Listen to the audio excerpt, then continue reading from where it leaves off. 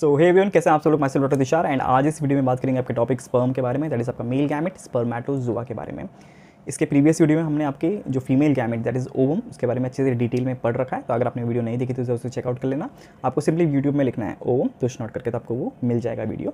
And ऐसे ही हमने oogenesis और आपके स्पर्मेटोजेनेसिस इन दोनों टॉपिक को भी अच्छे से कवर कर चुके हैं, तो आप उन्हें भी ऐसे ही चेकआउट कर सकते हैं। बाकी जो हमारी जो ये एम्ब्रियोजेनेसिस की सीरीज चल रही है, तो उसमें ये नेक्स्ट वीडियो है स्पर्म, ठीक है। इसके बाद हम देखेंगे कि दोनों ओवम स्पर्म का कैसे फर्टिलाइजेशन होता है, कैसे फिर जाइगोट बनता है, कैसे आगे की प्रोसेस होती है जब तक वो मोरोला बनता है। तो सब कुछ अच्छे से कवर करेंगे, ठीक है। तो आप आराम से वेट कीजिए, एक एक वीडियो आती जाएगी और आप उसे याद करते जाना, ठीक है। एंड हाँ, अपने दोस्तों के साथ शेयर भी कर लो यार, और जिन्होंने सब्सक्राइब नहीं किया तो प्लीज़ सब्सक्राइब भी कर लो, ठीक है। बहुत बहुत पास है यार 1 लाख सब्सक्राइबर्स के, तो प्लीज़ यार जल्दी से करा दो। एंड फिर मुझे बहुत अच्छा मोटिवेशन मिलेगा ना, तो मैं आपके लिए बहुत जल्दी जल्दी वीडियो और लेके आने वाला हूँ, तो प्लीज़ डू सब्सक्राइब।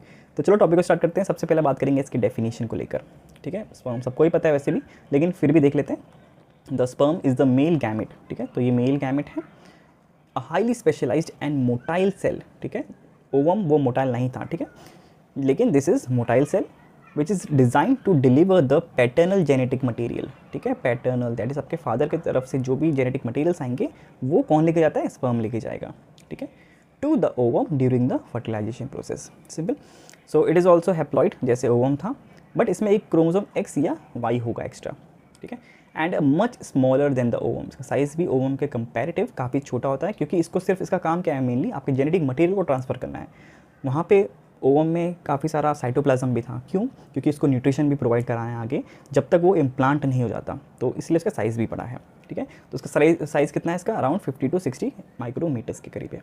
तो ये हो गया इसके डेफिनेशन पार्ट। बात करेंगे इसके स्ट्रक्चर को, तो हमारे पास यहाँ पे डायग्राम भी है, तो हम उसको अच्छे से देख के अच्छे से देख पाएंगे क्या क्या चीज़ें हैं इसमें।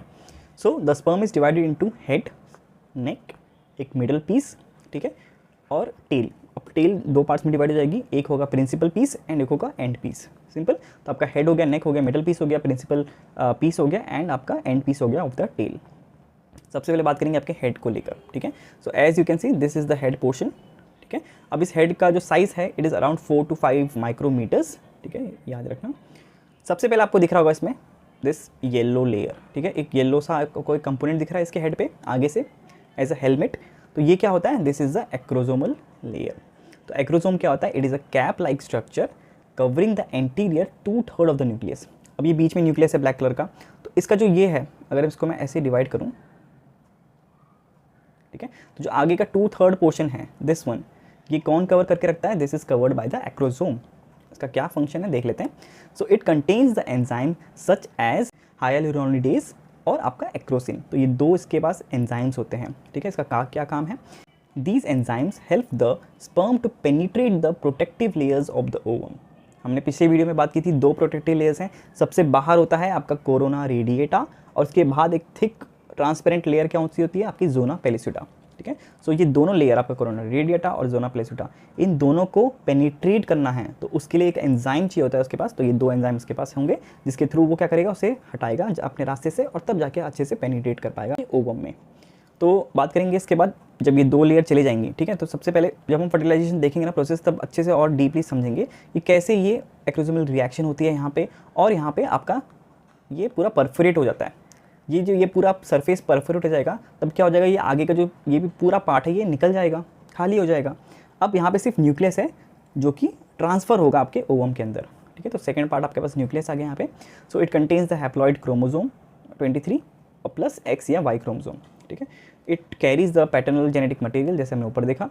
एंड इसके बाद एक आपके पास ये वाला रीजन है, ठीक है, दिस वन, ठीक है, this is known as the post acrosomal region, ठीक है। दैट इज़ आपका यहाँ पे एक्रोसोम नहीं है, ये वाला पार्ट है जो जाके अटैच होगा आपके plasma membrane of the ovum, ठीक है। तो वहाँ पे जाके अटैच होगा। आगे का जो पार्ट था इसका वो तो पूरा डिसइंटीग्रेट हो गया, ठीक है। तो ये वाला पार्ट इसमें अटैच होगा, इसको क्या बोलते हैं, post acrosomal region. So it lies behind the acrosome and it is involve in the fusion with the oocyte membrane, that is आपका ओवम का जो भी मेम्ब्रेन होगा वहाँ पे जाके अटैच हो जाएगा, ठीक है, सिंपल। तो ये हो गया पार्ट आपका हेड वाला पार्ट। अब बात करेंगे आपके मिडल पार्ट, दैट इज़ आपका जो मतलब मिडल पार्ट के ऊपर जो बीच वाला नेक वाला पोर्शन है वो देखते हैं स्पर्म का। नाउ स्पर्म का जो नेक वाला पोर्शन है इट इज़ अबाउट 1 माइक्रोमीटर्स का लेंथ होता है, इसमें छोटा सा पार्ट है। And it is a short connecting segment between the head and the tail. ऊपर हेड था एंड नीचे अभी टेल है, तो उसके दोनों के बीच का एक जंक्शन बोल लो आप, ठीक है। इट कंटेन्स सेंट्रियोल्स, ठीक है। अब ये इसके अंदर क्या है, दो आपके ऑब्जेक्ट्स आपको दिख रहे हैं, एक हो गया प्रॉक्सिमल सेंट्रियोल और एक दूसरा ग्रीन कलर का यहाँ पे डिस्टल सेंट्रियोल्स, ठीक है। अब ये क्या होते हैं सेंट्रियोल्स? बेसिकली जो प्राइमरी सेंट्रियोल्स हैं they are situated in the implantation fossa at the base of the sperm nucleus, जहाँ पे आपका ऊपर न्यूक्लियस था उसके जो बेस है वहाँ पे प्रेजेंट है। It has a 9:3 microtubule arrangement and enters the ovum during the fertilisation, ठीक है। जब आपका स्पर्म अटैच होता है आपके ओवम से, न्यूक्लियस तो चला जाएगा अंदर, साथ ही साथ उसके जो सेंट्रियोल्स हैं ये भी अंदर जाएंगे। अब इनका क्या रोल है, आपको डायग्राम में उनकी फ़ोटो दिख रही होगी। तो बेसिकली ये जो सेंट्रियोल्स होते हैं आप ऐसे समझो कि मैं आपको बहुत लेमन वे में बताता हूँ कि क्या है ये। आपने वो देखा है, आपने जब हम काइट उड़ाते हैं, ठीक है, पतंग उड़ाते हैं, तो उसका जो पीछे की चक्री होती है जिसमें आप जो रील भरते हैं, जिसमें पूरी थ्रेड होती है, उसमें मांझा होता है जिसमें, तो जो वो चक्री है इट इज़ लाइक आपका सेंट्रियोल, ठीक है। आप उस चक्री को सेंट्रियोल समझो, और उसमें जो थ्रेड है, जो उसमें जो मांझा है, उसको हम क्या समझेंगे, एज अ माइक्रोट्यूब्यूल्स। तो आप क्या समझ रहे हैं उसका काम क्या है? एक तो वो आपके जो ट्यूब्यूल्स हैं, माइक्रोट्यूब्यूल्स है, उसको रिलीज़ कर रही है, साथ ही साथ उनको अच्छे से अरेंज भी करके रख रही है, तो वो काम है सेंट्रियोल्स का। अब माइक्रोट्यूब्यूल्स का क्या रोल है वो देख लेते हैं। So it functions as a microtubule organising centres. जो आपके माइक्रोट्यूब्यूल्स हैं, आपके जो धागे जैसे हैं, उनको अच्छे से अरेंज करके रखता है। तो एक काम तो ये हो गया इसका, ठीक है। During the first mitotic spindle in the zygote, ठीक है। आपने बहुत पहले पढ़ा होगा जब सेल डिवीजन होता है तो कैसे क्रोमोसोम्स का सेपरेट होते हैं दोनों, फिर कैसे आपके स्पिंडल फाइबर्स बनते हैं, तो ये सब कौन करा रहा है? ये सब it is done by these centrioles, ठीक है।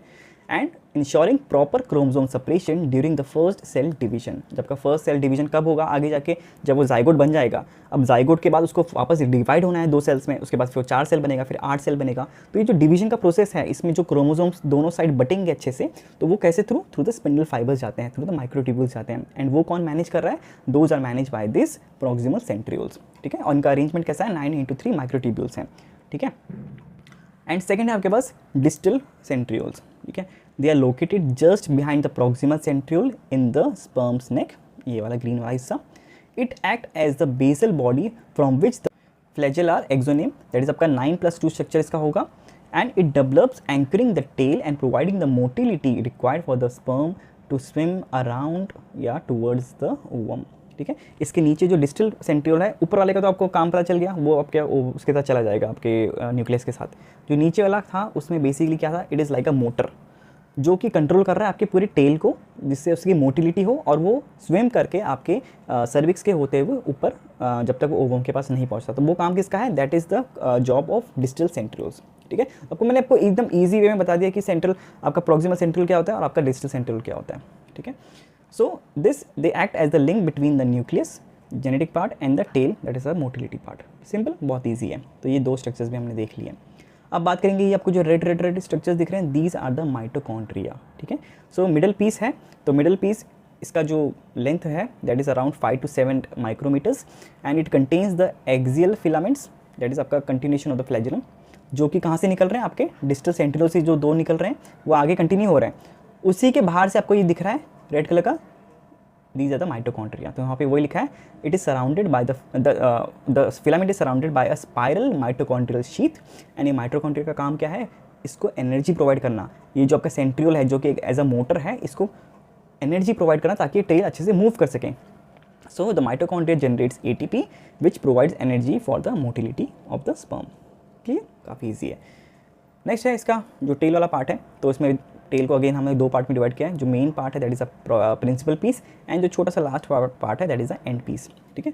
तो प्रिंसिपल जो टेल है it is the most lengthy part सब में से, 40 to 45 micrometres and is the longest part जैसे देख लिया। And it contains axoneme 9+2 microtubule arrangement जैसे हमने पहले देखा, typically of cilia flagella. And इसका क्या फंक्शन है? आपको लोकोमेशन देना, allowing the sperm to swim towards the ovum. इसका काम मतलब वही है, ठीक है, स्विम कराना। एंड इसमें जो एंड पीस होता है अराउंड इट इज़ 5 माइक्रोमीटर्स के करीब। The terminal thin segment of the आपका ये वाला थिन सेगमेंट है of the tail, it contains only the axoneme and surrounded by a thin layer of plasma membrane, ठीक है। ओनली एक्सोनियम प्रेजेंट, और कुछ उसमें प्रेजेंट नहीं है। एंड इसका फंक्शन क्या है? फाइन मूवमेंट प्रोवाइड करना and tapering and for flexibility. एकदम पतला सा होता है तो अच्छे से उसको मूवमेंट प्रोवाइड करता है और एकदम फाइन ट्यूनिंग देता है कि कहाँ पे इसको पहुँचना है, ठीक है। सो ये हो गया आपका total structure of the sperm. बात करेंगे इसके टाइप्स की, तो टाइप्स में सिंपल्स है, अगर उसके पास एक्स क्रोमोसोम होगा तो वो फीमेल चाइल्ड को बर्थ देगा आगे जाके अगर फ्यूजन के बाद, एंड अगर वाई क्रोमोसोम होगा तो it will give the male child. Simple सी बात है ये। एंड फंक्शंस वही सब है जो हमने ऊपर पढ़े, बस एक एक लाइन में पढ़ लेते फटाफट। It provides a paternal haploid genome, ठीक है, to the zygote, and it determines the genetic sex of the child. Motility, it enables it to reach and fertilise the ovum. Motility, and जो motility है वो आपके tell से आ रही है। Acrosomal enzyme जो आगे प्रेजेंट है, it helps to penetrate the ovum covering. And the fusion delivers the paternal DNA and centrioles होते हैं, and they activate the oocyte. And finally it triggers the completion of the oocyte meiosis 2 and cortical reaction to prevent the polyspermy. ठीक है, last वाला point क्या है, क्योंकि जब जाके स्पर्म आपके इसमें वो करेगा, फर्टिलाइज करेगा ओवम को, तब वो अपने जो सेकेंडरी oocyte के कंडीशन को छोड़ के, ठीक है, उसका meiosis 2 कंप्लीट होगा, और सेकंड पोलर बॉडी देगा, and then it turns into the ovum. तब तक क्या था, वो सेकेंडरी oocyte था। एंड साथ ही साथ वो कॉर्टिकल रिएक्शन की वजह से क्या हो रहा है, आपके पॉलीस्पर्मिया भी कंट्रोल हो जाएगी, क्योंकि एक बार इस एक स्पर्म ने फ्यूजन कर दिया है तो बाकी के रास्ते सारे बंद हो जाएंगे, एंड फर्दर वो फ्यूज़ नहीं हो पाएगा। ठीक है, तो ये था आपका टोटल अबाउट द स्पर्मेटोजोआ। ठीक है, तो अब इसके रिगार्डिंग आपको कोई अगर डाउट है तो नीचे कमेंट सेक्शन में जरूर से पूछ लेना। वीडियो चलेगी तो प्लीज़ वीडियो को लाइक कर लेना। एंड हाँ, ये नोट्स आपको हमारे टेलीग्राम, व्हाट्सअप एंड नोट्स वाला डॉट साइट तीनों जगह पे अवेलेबल है, तो वहाँ से आप इसे डाउनलोड कर सकते हैं। तीनों के लिंक नीचे डिस्क्रिप्शन में दे रखे हैं मैंने। ठीक है, तो बस आज के लिए इतना ही। वीडियो चलेगी तो प्लीज़ वीडियो को लाइक करना, शेयर करना, एंड हाँ, सब्सक्राइब जरूर से कर लेना। ठीक है, तो मिलते हैं नेक्स्ट वीडियो में। Till then take care, bye bye.